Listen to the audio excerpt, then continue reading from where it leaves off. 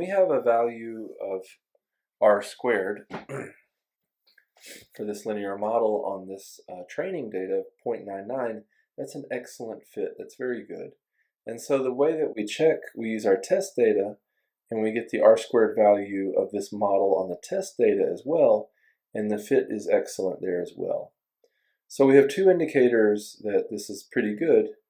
The first is that the data looked roughly linear in the scatter plot.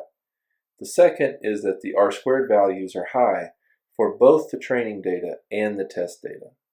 But we should be careful. There are some plots we should make to look at this. Plot our original scatter plot versus our line of best fit. We're going to use the lm.predict function. And what predict does is it takes the linear model LM that we fit here, and it uses it to make predictions on a set of numbers. Now here I'm using it to predict it on, you can use it on anything that would make sense to plug in. And then what I'm doing in this code is first I'm creating a scatter plot of the original data, and then I'm creating a line plot, my time data against my predicted height data from the time. And I'm doing some things with labeling and coloring and changing the x-axis and y-axis a little bit.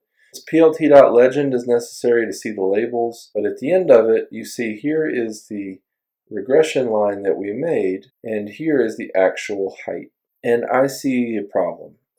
If you look from 0 to about 1.5, the line is entirely above the curve. And then from about x equals 1.5 to x equals 5, then the line is entirely below the curve. Past that, the line is again above the curve.